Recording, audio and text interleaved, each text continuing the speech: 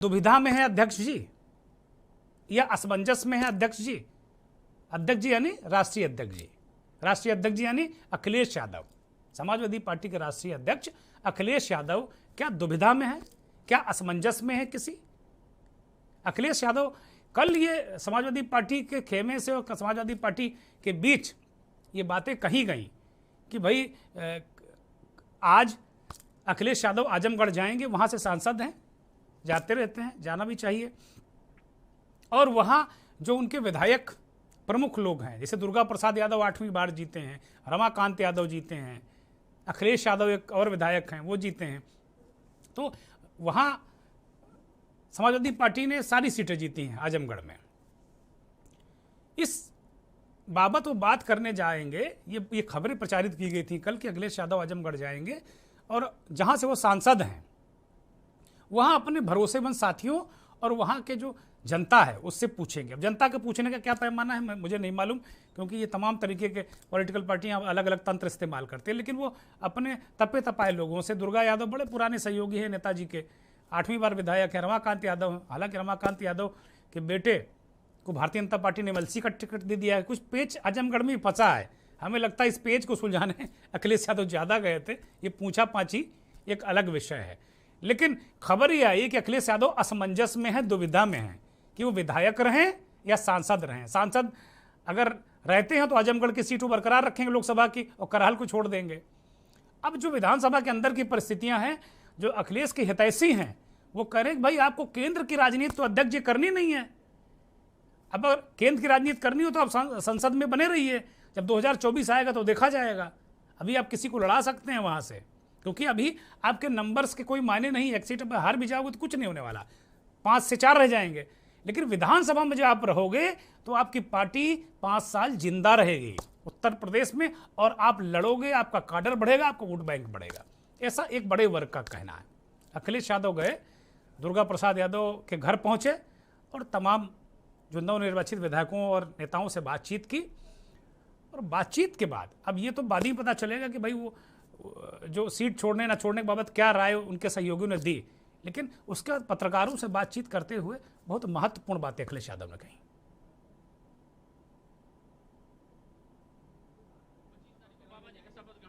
क्या कहें सर?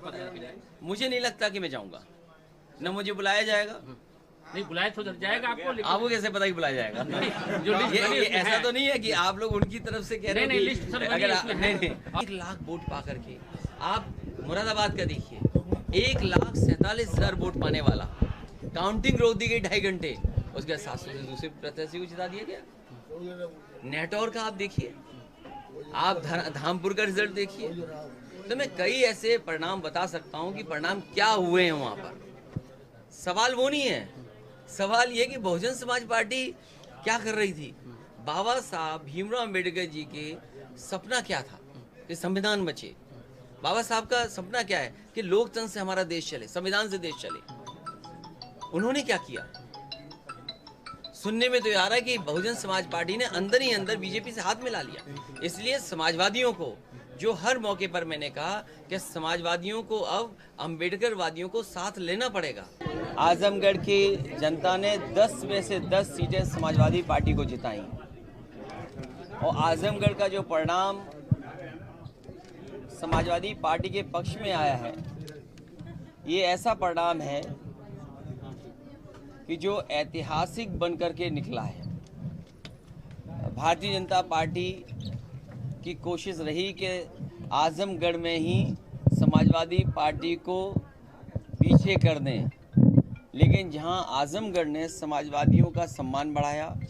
अखिलेश यादव बहुत सारी बातें कर रहे हैं, वो आजमगढ़ में पहुंचे और वो इस बात को कह रहे हैं कि भाई आज खुले दिल से उन्होंने और खुले मन से और सीधे तौर पर बहन कुमारी मायावती पर आरोप लगाया कि भाई उनकी पार्टी भारतीय जनता पार्टी से मिल गई। पूरे चुनाव में अखिलेश यादव ने इस तरह की बात नहीं की सीधे तौर पर, इशारों में बात करते रखे, लेकिन चुनाव हारने के बाद जब आज वो अपने संसदीय क्षेत्र पहुंचे तो उन्होंने खुलकर कहा कि भाई मायावती ने मान्यवर काशीराम का आंदोलन खत्म कर दिया और वो भाजपा से मिल गई। उनका सारा भाजपा से मिलने के बाद तो सीधे तौर पर कही उन्होंने, और उन्होंने कहा कि अब अंबेडकरवादी और समाजवादियों को साथ आना पड़ेगा। यानी उनकी भी निगाह दलित वोट बैंक पर है, जो मात्र 12% मायावती के पास बचा है, बाकी बीजेपी ने लूट लिया है दलित वोट बैंक। अब लूट लेना शब्द गलत हो तो उसको कार्यसूची से निकाल दिया जाए। लेकिन अखिलेश यादव ने इतनी महत्वपूर्ण बातें कहीं। एक त्वरित टिप्पणी राघवेंद्र जी से लेते हैं। राघवेंद्र जी, अखिलेश यादव को आपने सुना, वो कह रहे हैं कि भाई लुट गया, एक तरीके से मायावती भाजपा से मिल गई। बहुत त्वरित टिप्पणी 30 सेकंड में आपकी। नहीं, आपकी बात तो बहन जी ठीक है, लेकिन अखिलेश यादव जी को भी देखना चाहिए। आपने देखा हो एक उनका कार्यकर्ता जो है शाहजहांपुर में लड़ रहा था, वीडियो वायरल हुआ, उसमें 8 लोगों के खिलाफ मुकदमे दर्ज किए गए, पत्रकारों के खिलाफ। ठाकुर से ढकुत्ता, ये वो अनुशासनहीनता की पराकाष्ठा से भी हट करके ये बात एकदम सही है कि मायावती जी को जिस तरीके से वो इंगित करते रहे और मायावती जी ने जिस तरीके से तैयारी की थी, तो ये अब मोदी का जो मैजिक है, मोदी मैजिक में जो मायावती का कैडर वोट बैंक था वो निश्चित तौर पर भारतीय जनता पार्टी के पास ट्रांसफर हुआ है। ये उनकी पीड़ा जो है वो कोई गलत नहीं है, लेकिन ये भी बात सच है कि कई सीटें ऐसी है कि जो कम मार्जिन से हारी है, जीती है। ठीक बात भी है। बहुत ज्यादा मंथन करने की बात है। और ये भी बात सच है कि इस बार जो अखिलेश जी ने नारा दिया है अखिलेश कि हम युवाओं को आगे करेंगे, और उन्होंने किया भी। आपने देखा कि उन्होंने जाति में से स्पष्ट कहता हूं कि जिस तरीके से उन्होंने राजपूत समाज पर इंगित किया, राजा भैया पे टिप्पणी की, और भी तमाम लोगों पे जो समय समय पर टिप्पणी की है। अगला समाज जो 18% करीब जिसकी पिछड़े में भी उनकी भागीदारी, उन लोगों को उन्होंने इस तरीके से जो गलत बयानबाजी करके अपने आप अगले समाज को नाराज किया है। और अगला समाज कभी इस विषय पर राजू जी हम लोग जल्दी चर्चा करेंगे। बहुत शुक्रिया आपका तमाम विश्लेषण करने के लिए, बहुत धन्यवाद हमें समय देने के लिए। तो राघवेंद्र सिंह राजू कह रहे हैं कि भाई अखिलेश यादव ने खुद ही अपने पैर में कुल्हाड़ी मारी। ठाकुर तो स्वाभाविक वोट था समाजवादी पार्टी का, लेकिन 97% ठाकुर, छत्री जिसे कहते हैं, वो योगी जी के साथ चला गया।